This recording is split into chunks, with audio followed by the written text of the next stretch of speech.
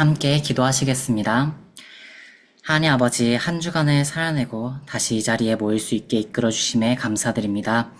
분주했던 마음, 또 흔들렸던 마음 잠시 내려놓고 주님 앞에 서기를 원합니다.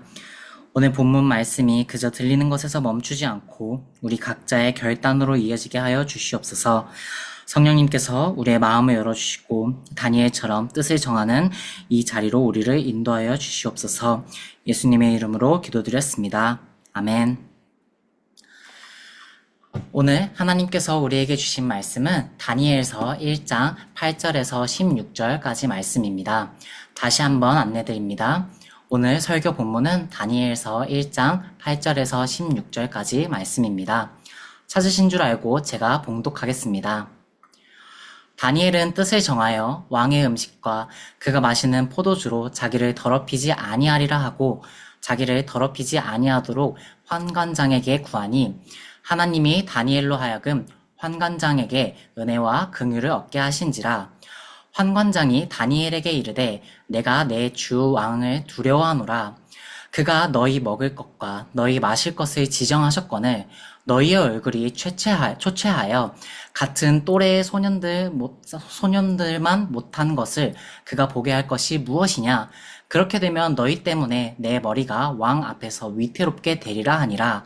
환관장이 다니엘과 하나냐와 미사엘과 아사랴를 감독하게 한 자에게 다니엘이 말하되 청하오니 당신의 종들을 열흘 동안 시험하여 채식을 주어 먹게 하고 물을 주어 마시게 한 후에 당신 앞에서 우리의 얼굴과 왕의 음식을 먹은 소년들의 얼굴을 비교하여 보아서 당신이 보는 대로 종들에게 행하소서 하매 그가 그들의 말에 따라 열흘 동안 시험하더니 열흘 후에 그들의 얼굴이 더욱 아름답고 살이 더욱 윤택하여 왕의 음식을 먹은 다른 소년들보다 더 좋아 보인지라. 그리하여 감독하는 자가 그들에게 지정된 음식과 마실 포도주를 제하고 채식을 주리라. 아멘.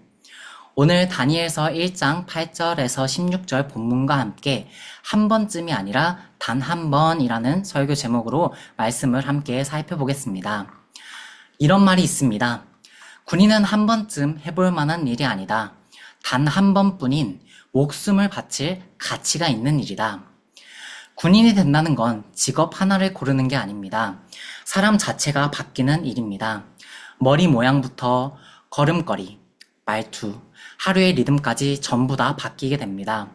그리고 전쟁터에 나가면 오늘은 군인 할게요. 하지만 내일은 좀 쉬겠습니다. 라는 선택지는 없습니다. 한 번 군인이 되기로 한 그 결단이 이후의 모든 순간을 결정하게 됩니다. 저는 이 말을 들으면서 그런 생각이 들었습니다. 우리가 그리스도인으로 산다는 것도 이와 똑같지 않을까? 한 번쯤 시도해보는 라이프 스타일이 아니라 단 한 번뿐인 내 인생을 걸만한 목숨을 바칠 가치가 있는 부르심이라는 것을요. 그런데 솔직히 우리 마음속에는 자주 다른 생각이 찾아오곤 합니다. 오늘 한 번쯤은 괜찮겠지. 이번 한 번뿐은 타협하자. 다음부터 제대로 하면 되지. 우리는 신앙을 단 한 번의 결단이 아니라 한 번쯤 해보는 시도 정도로 낮춰서 살아갈 때가 많이 있지 않나 싶습니다. 오늘 본문의 다니엘은 정확히 그 반대의 길을 택한 사람입니다. 8절을 함께 다시 보겠습니다. 다니엘은 뜻을 정하여 왕의 음식과 그가 마시는 포도주로 자기를 더럽히지 아니하리라 하고. 아멘. 다니엘은 뜻을 정하여 왕의 음식과 그가 마시는 포도주로 자기를 더럽히지 아니한다고 했습니다. 상황을 같이 보시겠습니다. 다니엘은 자기 나라가 무너져서 바벨론의 포로로 끌려온 소년입니다. 사실 선택권이 없는 자리입니다. 더구나 느부갓네살 왕의 3년 교육 프로그램이 막 시작되는 그런 첫 순간이었습니다. 왕이 주는 음식을 거절한다는 건 정치적으로도 위험하고 개인적으로도 손해볼 수 있는 그런 일이었습니다. 그냥 먹어도 사실 아무도 다니엘을 욕하지 않았을 것입니다. 그런데 여기서 한 가지 궁금한 게 생깁니다. 왕의 음식을 먹는 게 정말 그렇게 큰 죄였을까요? 이스라엘 백성이 전부 채식을 하였던 것도 아니고 레위기에 금지된 음식이 전부는 아니었을 텐데 말입니다. 하지만 여기 본문에 단서가 있습니다. 본문에서 왕의 음식이라고 번역된 이 단어는 히브리어로 파츠박라는 단어인데요. 이건 페르시아에서 들어온 외래어로서 다니엘서에만 사용되는 그런 단어입니다. 학자들은 이걸 단순한 식사가 아니라 왕이 자신의 창고에서 직접 꺼내어 하사하는 왕의 배급, 왕의 몫을 가리키는 말이라고 분석하고 있습니다. 다시 말해 이 음식을 받는다는 건 단순히 배를 채우는 게 아니라 왕의 지배를 인정하고 왕에게 절대적으로 충성하겠다고 하고 또 왕의 보살핌 아래 살아가겠다라는 것을 외적으로 증명하는 행위였습니다. 즉 나는 이 왕의 사람이 되는 것이고 이 왕에게 속해 있다라는 걸 보여주는 행위라는 것이었죠. 그렇다면 다니엘이 거부한 이것은 음식의 성분이라는 것이 아니라 그 음식이 상징하는 소속이었습니다. 내 생존과 정체성의 자리가 느부갓네살에게 있다라는 그 선언을 받아들이지 않았다라는 것입니다. 그런데 흥미로운 건 다니엘이 모든 걸 거부한 것은 아니라는 점입니다. 그는 바벨론식 이름도 받았고 갈대아의 학문과 언어도 배웠습니다.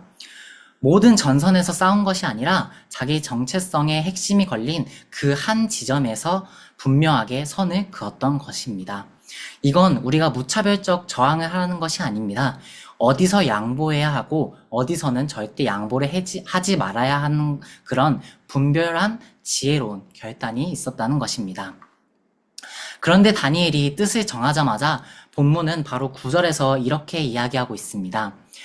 하나님이 다니엘로 환관장에게 은혜와 긍휼을 얻게 하셨으므로 아멘. 다니엘이 협상을 시작하기도 전에 하나님이 이미 그 사람의 마음을 움직이고 계셨다는 것입니다. 저는 이 순서가 정말 중요하다고 생각합니다. 결단은 다니엘의 몫이었지만 그 결단이 설 자리를 만드신 건 바로 하나님이셨습니다. 우리가 뜻을 정한다고 해서 상황이 전부 항상 쉽게 풀리는 건 아닙니다. 실제로 다니엘도 나중에 다니엘서 3장에 풀무불 그리고 6장 사자굴에서는 죽음의 위협까지도 가게 됩니다. 하지만 어떤 모습으로든 하나님은 그 결단의 자리를 외면하지 않으시고 함께 하셨습니다. 10절부터 보면 환관장은 다니엘을 아끼면서도 동시에 두려워합니다. 내가 왕께 어떻게 보고하겠느냐 하는 현실적인 압박이었죠. 여기서 다니엘은 화를 내거나 무작정 고집 부리지 않았습니다. 대신 지혜롭게 대안을 제시합니다. 열흘만 시험해 보십시오. 이것은 그를 존중하면서도 자신이 정한 뜻을 절대 굽히지 않았다는 것입니다. 저는 이 부분이 우리에게 가장 현실적인 부분이라고 생각합니다. 우리의 타협은 보통 거창한 순간에 오지 않습니다. 이번 주만 이러한 작은 틈에서 들어온다고 생각합니다. 다니엘에게도 그 틈이 있었습니다. 하지만 그는 그 틈에서도 뜻을 굽히지 않았습니다. 15절과 16절을 보시면 열흘 후 다니엘과 친구들의 그 얼굴이 왕의 음식을 먹는 다른 소년들보다 더 좋아 보였고 더 윤택했다고 말하고 있습니다. 타협하지 않는 그 자리에 하나님이 직접 책임져 주신 것입니다. 그리고 이 결단은 다니엘서 1장에서 끝나지 않습니다. 3장에서 친구들은 풀무불 앞에서도 절하지 않았고 6장에서 다니엘은 사자굴의 위협 속에서도 기도를 멈추지 않았습니다. 단 한 번 정한 뜻이 평생의 정체성이 된 것입니다. 사랑하는 엎드림 성도 여러분, 오늘 우리 각자의 마음에서도 한 번쯤은 괜찮겠지라는 그런 영역이 있을 것입니다.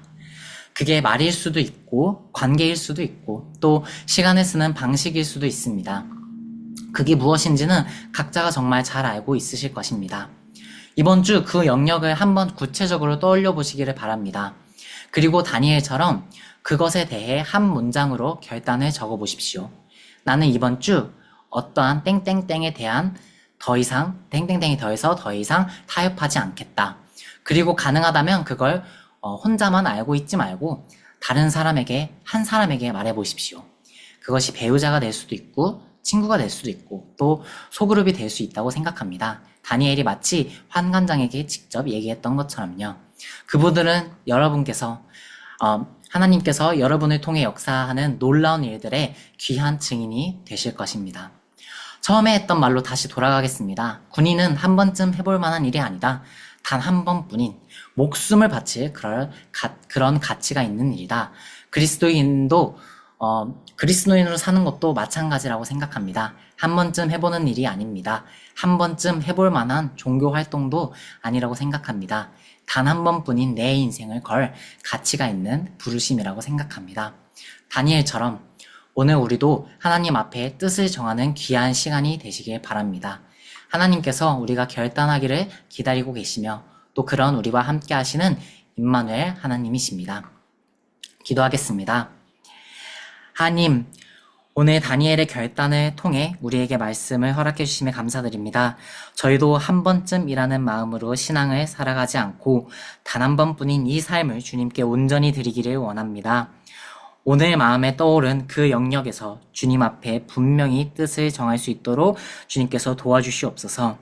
그리고 그 결단의 자리에 다니엘과 함께 하셨던 것처럼 우리와도 함께하여 주시옵소서. 이번 한 주를 주님께 맡겨드리오며 예수님의 이름으로 기도드렸습니다. 아멘.